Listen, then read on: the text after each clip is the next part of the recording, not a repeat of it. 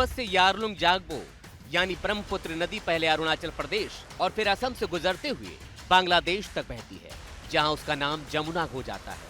ये जानकारी आपको देने के पीछे है भारत की भौगोलिक स्थिति को समझाना। भारत के पूर्वोत्तर राज्यों की पानी से जुड़ी जरूरतें चीन से बहकर आने वाली नदियों से ही पूरी होती है।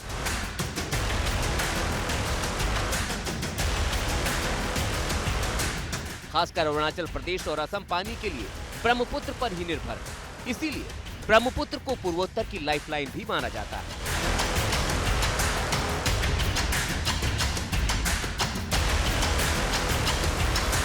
अब चीन का नया बांध कैसे भारत से लेकर बांग्लादेश के लिए नया खतरा बन सकता है, वो समझिए। चीन का प्रस्तावित बांध अरुणाचल प्रदेश से सटे तिब्बत में उस जगह पर प्रस्तावित है जहां पर ब्रह्मपुत्र नदी 2700 मीटर नीचे खाई में गिरती है और फिर भारत में एक यू टर्न के साथ अरुणाचल प्रदेश में दाखिल होती है। 2700 मीटर की गहराई पर मिलने वाले पानी की रफ्तार की वजह से चीन वहां पर डैम बनाना चाहता है। इसके अलावा तिब्बत के उस हिस्से में सबसे ज्यादा बारिश भी होती है।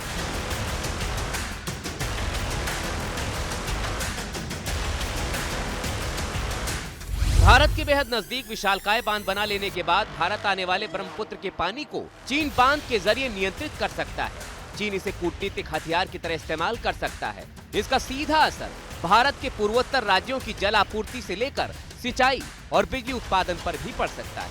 दोनों देशों के बीच तनाव के समय चीन ब्रह्मपुत्र के पानी के प्रवाह पर असर भी डाल सकता है और शत्रुता के समय और भारतीय क्षेत्र में विशालकाय बांध के जरिए बड़ी मात्रा में पानी भी छोड़ सकता है।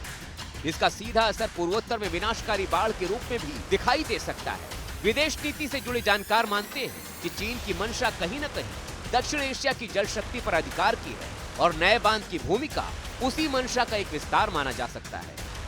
ब्रह्मपुत्र रिवर के ऊपर चीन जो बांध बनाने जा रहा है उससे हिंदुस्तान को बहुत जबरदस्त नुकसान हो सकता है। कल अगर लड़ाई होती है तो हिंदुस्तान में बड़े पैमाने पर वो फ्लडिंग कर सकता है, अरुणाचल में और असम में और वेस्ट बंगाल में, जिसमें हमारे लॉजिस्टिक मूवमेंट के ऊपर बहुत जबरदस्त असर पड़ेगा। लेकिन खतरा सिर्फ इतना ही नहीं है। चीन के नए निर्माण से समूची दुनिया के भूगोल को भी नुकसान पहुंच सकता है।